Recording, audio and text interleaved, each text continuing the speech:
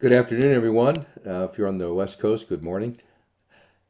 Uh, I'm Craig McAtee, the Executive Director and CEO of NCATC, and I want to turn this over right away to our President of our board, Chris Lewis, who's at Ames Community College in Colorado. And Chris is going to start us off with a quick overview of NCATC for those of you who may not know us, and then introduce Tony Neary, who's the chair of our Strategic Partner Committee.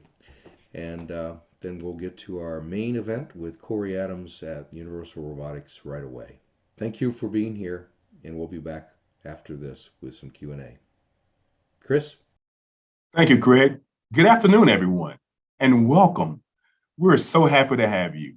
NCATC, the National Coalition of Advanced Technology Centers, we are an affiliate council of the American Association of Community Colleges, where our network consists of higher education and industry-led strategic partners with a focus where we advocate, advise, and promote the use of advanced technology applications to truly enhance economic and workforce development programs and services across the country. We're so happy to have you. As an organization, we truly have 4 strategic focus areas. Those strategic focus areas include future of work, which is really our industry 4.0, our smart manufacturing and smart automation. Our second pillar is our work-based learning, our training, apprenticeships, internships, co-ops, and entrepreneurship. Next, our next pillar is around competency-based education, around applied skills and knowledge with industry recognized credentials and certifications. And then one of my favorites is our adult learning opportunities with such a large pocket of adult learners across this nation. We focus on our underserved and our underrepresented populations. But our organization is comprised of over 165 community and technical colleges with over 45 strategic partners who are a member of our organization. We are also very fortunate that we also have collaborations and partnerships with other workforce and educational groups, which are part of our Manufacturing USA Innovation Institute. You will see them located on our map with the red hats. And so we are excited to have you here to discuss the content. And I'd like to introduce Tony Neary. Tony is Tony is with Haas. She's the group and chair of our NCATC Strategic Partner Committee. Tony? Good afternoon. Thank you so much, Chris. Yes, my name is Tony Neary, and I represent the strategic partners of the National Coalition of Advanced Technology Centers. We have many strategic partners that we've worked with for decades. You see a list of all of the amazing, innovative companies that are committed to the success of workforce development throughout the US. And we're so excited today to have a brand new strategic partners, Universal Robotics, that will be joining us in talking about where robots are now. So I would like to introduce Corey. Corey Adams is with Universal Robotics, and he's based in Columbus, Ohio. He has nearly 10 years in industrial automation industry experience.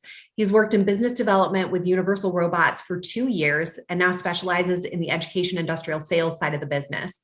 Prior to joining Universal Robots, Corey worked in project management and technical sales for an industrial manufacturing distributor and robot integrator. I want to thank him for his service in the U.S. Coast Guard, and he holds MBA degrees from Keller University in both finance and marketing. Corey, thank you so much for doing our webinar today. We are so excited and can't wait to hear all the info you have to share. If anybody has questions along the way, please drop those in the chat, and then we'll address those when the webinar is over. Thank you, Tony, and I appreciate being here today, and thanks for everybody joining that had the ability. Can everybody see my screen okay? Looks good. Looks good. Thank you.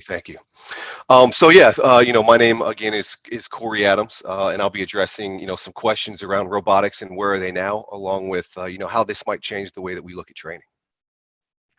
And before we get started, I will apologize ahead of time for any and all Star Wars references that I'll make along the way. So let's look at the history of robots first. When we hear of the word robot, what do you think of? For me, I used to think of, R2D2, C3PO, and most recently, BB-8 that was added to the Star Wars franchise, or even human-like machines that used to exist, maybe when we looked at Rosie from the Jetsons, running around and cleaning and cooking our house. But the early concepts, one of the first instances of a mechanical device built to regularly carry out one of the physical or particular physical tasks occurred in as early as 3000 BC with an Egyptian water clock used human figurines to strike the hour clock bell in 400 BC.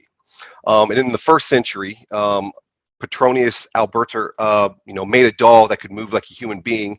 And then Giovanni Torrini created a wooden robot that could fetch the emperor's daily bread from the store in 1557. Far from saving the galaxy or cooking like Gordon Ramsay, but the seeds of innovation in robotics have been planted.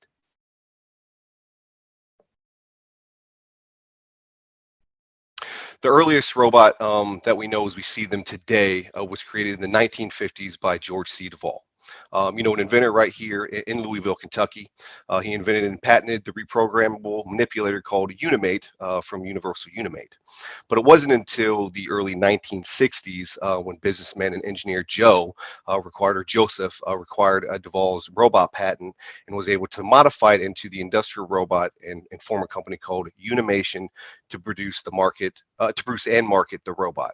And for his efforts and successes, he's known as one of the fathers of robotics. And the other thing we'd like to cover here is, the three laws of robotics. With the excitement building around robots and the results still uncertain, Isaac developed three laws back in 1942. Some people know these, or my daughter knows this as iRobot, starring Will Smith. But there's some truth that goes behind this, right? So it's looking at a robot developing a moral code to keep the machines in check, right? A robot may not injure a human or a human being or play through an interaction, allowing a human being to come to harm. With Law 2, a robot must obey the orders given to it by a human, as long as it doesn't, conflict with the first law. And then finally, Law 3, a robot must protect its own existence as long as such protection does not conflict with the first or second law. And we can see this even as a basic model in what we see in robotics today, trying to protect itself, maybe even when we look at collaborative robots. Moving on, there are multiple different types of robots. We've got stationary, that include the Cartesian, spherical, Scara, what most we see in manufacturing with being the articulated, wheeled robots, from a single wheel, two wheel, three wheel, tracked robots, walking robots, 1, 2, 3, 4, 6, and then one that looks like a centipede, right? I don't know if I'd want to see that coming at me there, but, and then we move into a full assortment, right? Swimming robots, flying robots, robotic balls, nano robots. So we can see that the industry around robotics is vast, that even what we thought of, with the Jetsons and in Star Wars. But we don't see, BB-8 rolling around assembling cars or Rosie cooking a Thanksgiving dinner, but more basic hard machining and large robots that have not changed much since the early 1980s. We have seen fixed installations very limited to human outside of downtime and interaction, very repetitive and long-term on your return on investments because of the total cost of the system and work cell, but still capable of doing multiple tasks. But one thing we need to understand is robots are just a tool, just one tool in the tool belt. We're familiar with machine tending, pick and place, and quality inspection, but industry needs to be more versatile and mobile because of the worker gap across the industry. And we see how robots are now being used in lab analysis, palletizing, gluing, screw driving, just some basic things that we see here in industry today. But as the market changes, so does the way we use robots. How many people, have Apple, Apple products? Apple is developing new products, if not once a year, twice a year, from headphones, watches, smartphones. We see consumers wanting more customized items made from phone cases, shoes, clothing, hats. And now, thanks to what I like to call the Amazon effect, if we go ahead and hit buy and we don't see it within 48 hours, well, we start to get a little concerned, right? So we'll continue to develop tomorrow's consumer tech products and pushing the envelope on the capabilities of the product and making it available the moment that we hit buy. But as the consumer trends change, so does the way we need to look at manufacturing. No longer looking for fixed installations, but needs to be user-friendly and safe. With all the frequent changes to small and medium-sized businesses need to have, a smaller ROI to really be able to compete with those larger organizations. So we're moving from fixed installations to maybe more mobile deployments, limited human interactions to more frequent interactions, repetitive work to frequent changes, and then a change from a long-term return on investment more to a short-term within 12 months. So as the consumer trends change, so do the way we see robots deployed today.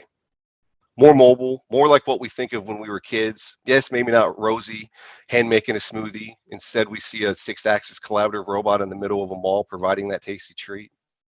We don't see BB-8 rolling down the ramp with the secrets of the empire, shooting lasers at stormtroopers, but using a robot to shoot pulses to cure cancer, or even holding the cameras behind the scenes capturing the action. The reality around robots in recent years is more fun and exciting and less dirty and old and greasy and only used in manufacturing. We see robots cleaning windmills, saving bees, videography, medical surgery, bartending, food preparation. The world for robots is growing vastly outside of that of manufacturing. So we've seen the need to develop automation specialists as they're becoming more of a request over the robotic specific training. The need to know more and do more and understand that a robot is only one tool in their tool belt and need to help promote the development of additional automation competencies outside that of robotic specific traditional training.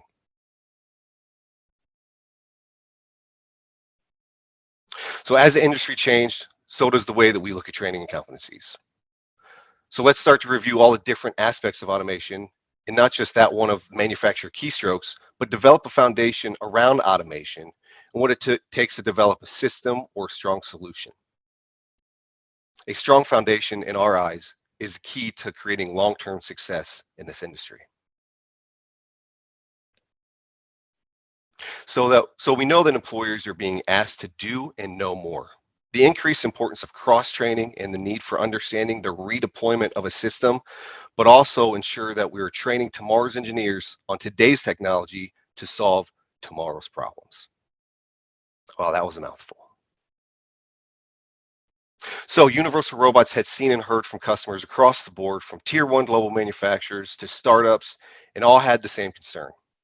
We need to change the way that we look at training and providing a more well-rounded individual focused around today's needs and not necessarily the needs of the past. So you are being a company that has been changing the way that we look at robotics for about a decade now, wanted to react to some of these requests, and we're proud to be able to change the way that we look at accelerating tomorrow's engineers today with our new robotics core training for workforce development and education. So Universal Robots Program for Education, we had 3 goals that we wanted to set out. Our first goal being provide a student-focused hands-on and classroom best practices blended of both in-class and hands-on, delivering that includes student-based projects, expanded training on interconnectivity, and clearly defined pathways for students to pursue an advanced manufacturing, robotics, and Industry 4.0 careers.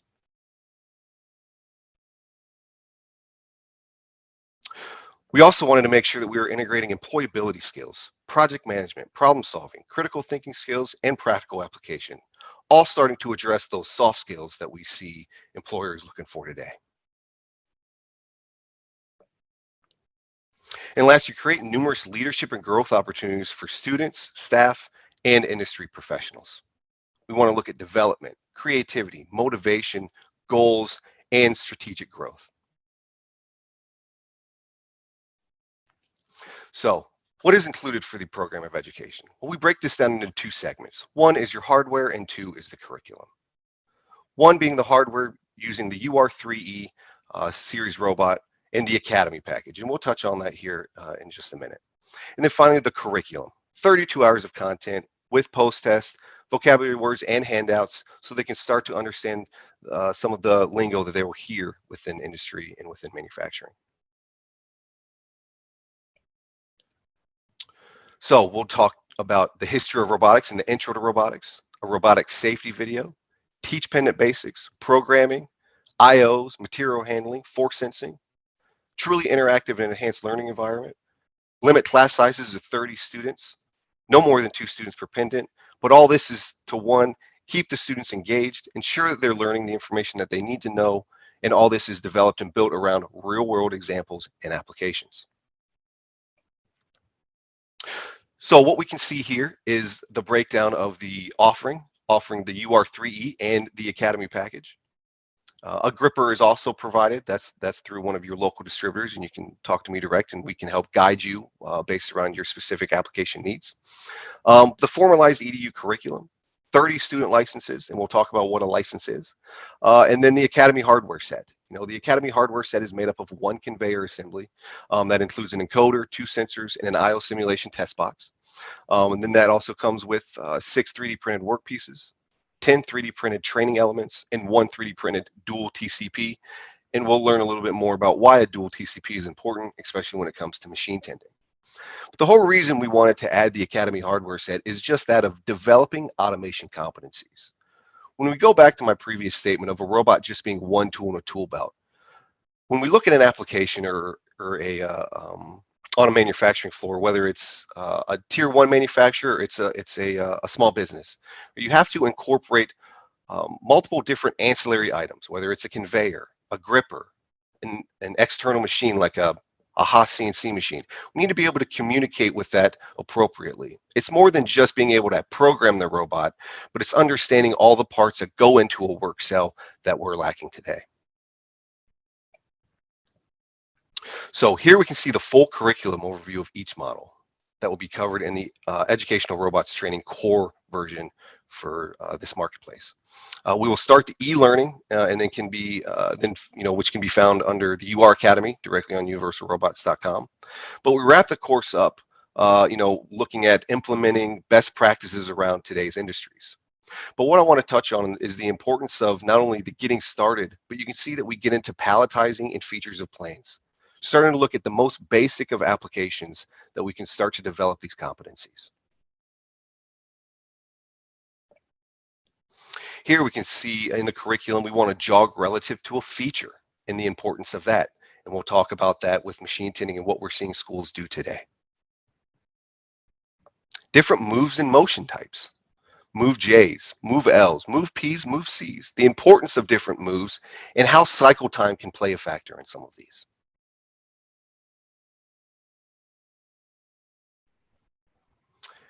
Here's another sample talking about Module 7 in programming. We're looking at adding timers and pop-ups, program logic, if-else commands, using variables, how to create and call different subprograms, and how to create and use different switch cases. Right? Their task is to add a quality inspection sequence to a pick-and-place application. This is a need that we see across the US, the need for machine tenders and robot programmers to work collectively together. Well, let's do that together as a manufacturer. What is a variable? Discuss what variables are. Variable data is in and data is out. Variables can be read or can't be read. Can they be overwritten? We want to talk about all things automation. Talking about switching case commands, doing inspection, quality inspections, vision inspections, showing them how to create these programs within a universal robot and the importance about it around automation. With the UR EDU offering, educators and students will also have access to the Universal Robots' new LMS or learning management software. This will house the curriculum, videos, licenses, along with any other class lists and students' progress.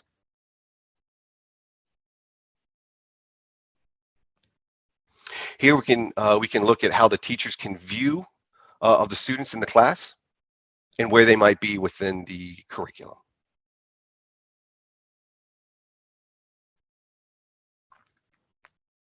Here again, we can look at how the teacher's view of the students are in class, whether they want to open up the modules individually or allow some students to work ahead.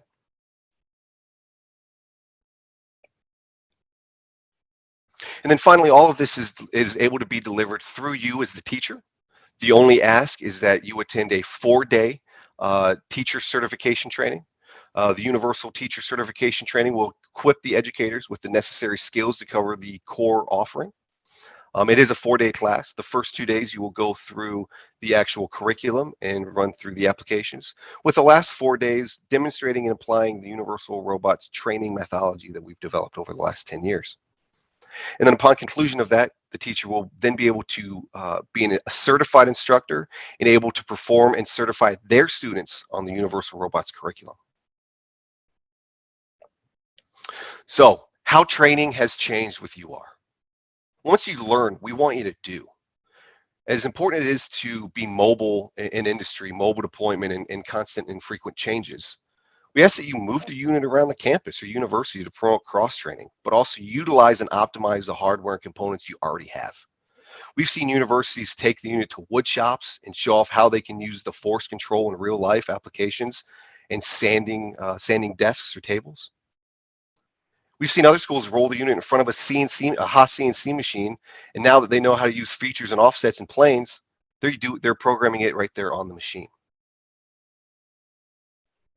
And then we've also seen schools discuss different weld angles and providing that to their welding shop. We all know that it takes a good welder in order to provide a good robotics weld. So we want to make sure that we're implementing a robot to create multiple different solutions. And not just woodworking or what we see within industry, but machine tending, lab testing, food service, welding, woodworking, healthcare. All these are great opportunities where it's well outside that we see within manufacturing. But robots are growing, and the need for robotic solution specialists are growing as well. Universal Robots Workforce Development, you'll come with a training guide. You'll also receive the core training certificate of completion, which is equal to that as if you went through the training at one of our institutes with one of our certified trainers at one of our 4 or 5 facilities here in the U.S. Universal Robots also in 2020 received IACET accredited, so all of our content that we produce is IACET backed. In addition to that, Universal Robots is proud to announce that we have received the endorsement from the ARM Institute there in Pittsburgh. In a partnership with our industry, academic, and government partners, the ARM Institute has created this endorsement to recognize programs to meet the highest standards set by the robotics industry and align that with the ARM Institute competency framework and robotic career pathways. And why was it important for us here at UR to try to go out and get this endorsement?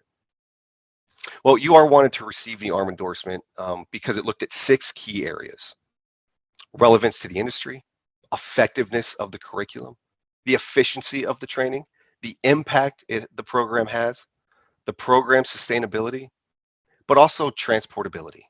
It's important that as the market changes, so does the training. And Universal Robots updates our content once every year during the summer, so it's ready to go come the beginning of the school year. And lastly, UR is proud to be one of the first and currently only robotics manufacturer that have received the ARM endorsement for our EDU program. And at that, I'll open it up for any questions.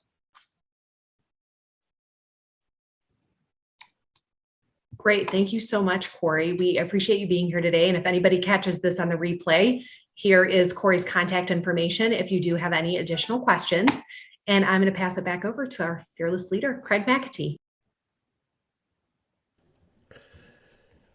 Hey, Corey, thank you so much. We haven't gotten any questions in the chat box, but we'll pause for a minute and just see if anybody has any last minute thoughts.